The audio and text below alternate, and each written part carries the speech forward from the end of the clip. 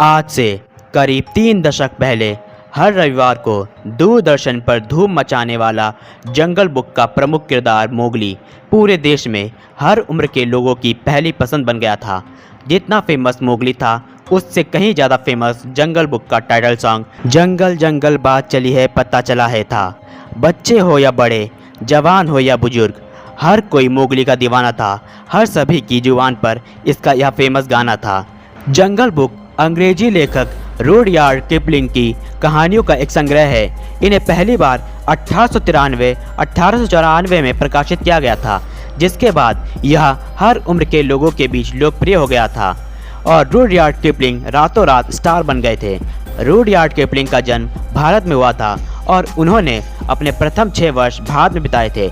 इसके बाद लगभग 10 वर्ष इंग्लैंड में रहने के बाद वे फिर भारत लौट आए और लगभग अगले 6.5 साल तक यहीं रहकर काम किया। इन कहानियों को रुडयार्ड ने तब लिखा था जब वह वॉरमोंट में रहते थे।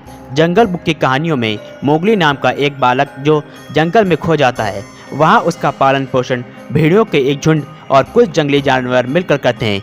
मोगली जानवरों के साथ लगभग 10 साल तक रहता है और कहानी के अंत में अपने गांव वापस लौट जाता है। अगर आप सोच रहे हैं कि यह मात्र एक कहानी है और ऐसा होना नामुमकिन है, तो आप पूरी तरह गलत हैं। दरअसल जंगल बुक की कहानी एक वास्तविक घटना पर आधारित है।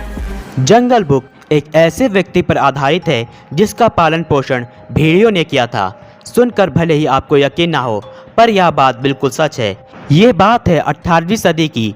वर्ष 1867 की गर्मियों में अंग्रेज अधिकारियों का दल शिकार के लिए उत्तर प्रदेश के बुलंदशहर जनपद के जंगलों में घूम रहा था। तभी उनकी नज़र भेड़ियों के समूह पर पड़ी। वे शिकार देखकर खुश हो गए, पर तभी एकाएक उनकी नज़र एक ऐसी चीज़ पर पड़ी कि वे यह देखकर दंग रह गए।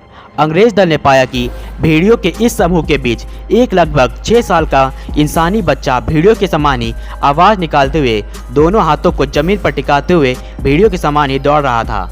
अंग्रेजी दल भेड़ियों के उस समूह का पीछा करता रहा।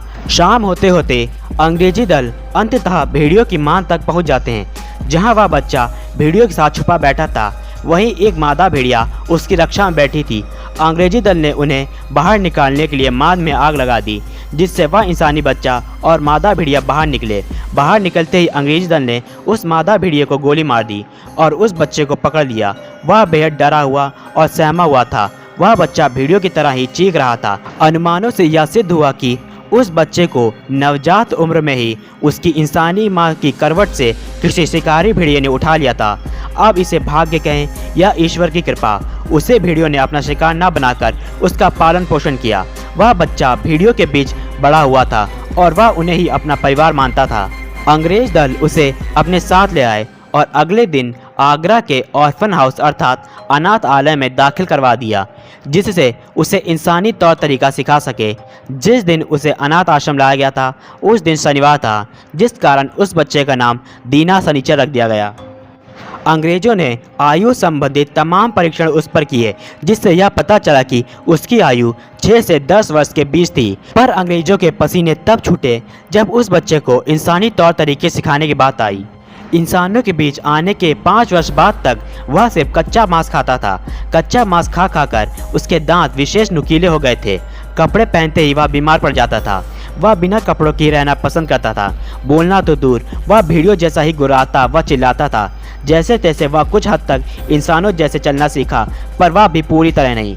कई वर्षों तक सिखाने के बाद दीना शनिचर ने सिर्फ कपड़े पहनना, कुछ हद तक इंसानों के जैसे चलना व थाली में खाना खाना सीख लिया था। दीना शनिचर जब तक आश्रम में रहा, उसकी इंसानों से तो ज़्यादा दोस्ती नहीं हुई। उसकी दोस्ती हुई तो आश्रम के कुत्तों से। वह उन्हीं के साथ खेलता, वह उन्हीं के साथ खाना खाता। विडंबना तो देखिए, इतने वर्षों तक उसने एक भी ऐसी चीज़ नहीं सीखी जिससे वह मानसिक तौर पर स्वस्थ इंसान तो दूर अल्प विकसित मानसिक स्थिति वाला इंसान कहलाए। हाँ, एक बुरी आदत उसने जरूर सीख ली। आश्रम में किसी कर्मी से धूम्रपान करना उसने सीख लिया। वह धूम्रपान करने का इतना शौकीन हो गया कि इस वजह से वह टीबी की बीमारी से ग्रसित हो गया। कुत्तों के सिवा दीना सनीचर के आश्रम में एक लड़के से भी दोस्ती हुई। अपनी हर बात दीना सनीचर उसी से इशारों में करता था। दीना सनीचर हर बात इशारों में समझाता था। जब दीना सनीचर का अंतिम समय आया, उसे भी दीना सनीचर भाप गया। मरने से ठीक पहले दीना सनीचर ने खुद की ओर इशारा किया और फिर अपने एकमात्र इंसानी दोस्त की तरफ इशारा किया और फिर आसमान की तरफ। यह नज़ारा देख आश्रम में सभी की आंखें भर आईं। दरअसल दीना सनीचर अपने एकमात्र इंसानी दोस्त से इशारों में कह रहा था कि उसकी आत्मा एक दिन स्वर्ग में अपने दोस्त की आत्मा से जरूर मिलेगी। टीबी की बीमारी के कारण 34 साल की उम्र में सन 1895 में दीना सनीचर की मृत्यु हो गई। इसी कहानी से प्रेरित होकर रुडयार्ड किपलिंग ने जंगल बुक नामक कहानियों का निर्माण किया, जिसमें दीना सनीचर को मोगली के रूप में दिखाया गया। मोगली की तरह दीना को भी भेड़ियों के समूह ने पाला था, लेकिन उनका जीवन उनके काल्पनिक समकक्ष की तुलना में कहीं अधिक दुखद था, क्योंकि दीना को मानव समाज में वापस जाने के लिए मजबूर किया गया था। उन्हें एक ऐसे जीवन में लाने की कोशिश की गई जिसमें वह कभी घुल मिल नहीं सके।